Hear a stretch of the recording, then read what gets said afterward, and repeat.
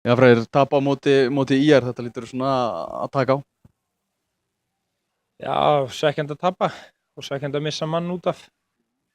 Það er svona, það er hundfúlt og þessi bikarkeppni, annað árið í röð sem við missum mann með rautt spjald í þessari umferð. Það er undir unnum leikinni fyrra en þetta er samt helviti pirrandi.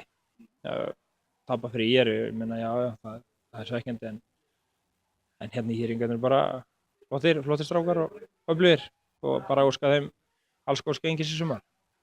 Eiríkur Ingi fær rauðaspjaldið og vantilega viljað láta bara hleypa manninu frekar í gegn heldur en að brjóta hann. Já, þetta er hvað, 12 mínúti eða eitthvað.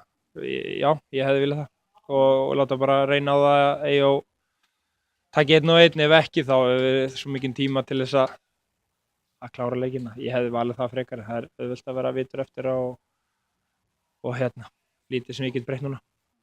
Þetta rauðaspjald fór það algjörlega með þetta eða hefðu geta gert betur eftir það? Já, ég meina við erum 1-0 yfir þegar rauðaspjaldið kemur, þannig að þetta hefur getað unnið betur úr stöðunni og við gerum það ekki. Það sem að ég og við Davíð og liðið erum bara svekktir með er að þegar við lendum í því að missa mann út af, erum hérna 1-0 yfir. Þá er eins og við bara svona missum okkar karaktersenginu og við stígum ekki upp og gerum þetta ekki sem ein heild og þeir hérna virkuðu bara sem eitt unit og gripu tækifæri og gengu lagið og svo var þetta náttúrulega bara erfitt. Það er erfitt að spila svona, við vorum að spila á laugardegi og spila einu færi í svona langa tíma, það er auðvitað erfitt en ég meina frábært skyndisóknarlið og erfitt við það eiga og þeir eiga sigurinn skilið. Leiðilegt náttúrulega að vera dottnir út úr bikarkeppninu svona snemma.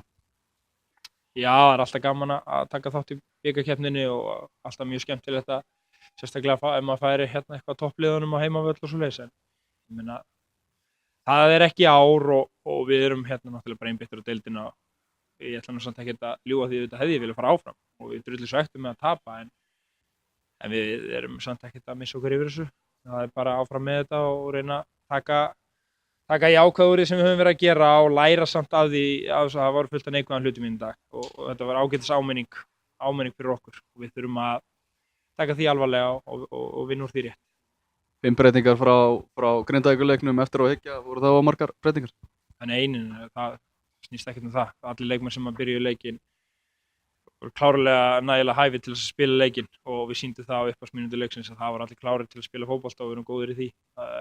Nei, það er meðsli nokkurir af þessum leikmennum sem voru ekki með og það var þurft gras á laugardaginn og leikmenn eru ekki allir tvítugir í liðinu sem spila á laugardaginn, þannig að það var bara nauðsynlegt og við vildum líka bara sjá menn sprikla hérna og ekkert út á það að setja. Þetta var bara liðsheildin klikka í dag. Eins og segir, nú er bara öll einbeiting á deildina BÍ Bolungarvík á laugardaginn og þið viljum náttúrulega fylgja eftir frábærum sigri í fyrstu umferð. Já, okkar einbeiting er á það núna að spila við BÍ Bolungarvík sem að vann stóran sigur í fyrstu umferð og eru með öflugt lið og við þurfum að undirbúa okkur vel núna fyrir það. Henda þessu systeminu á morgun og halda áfram.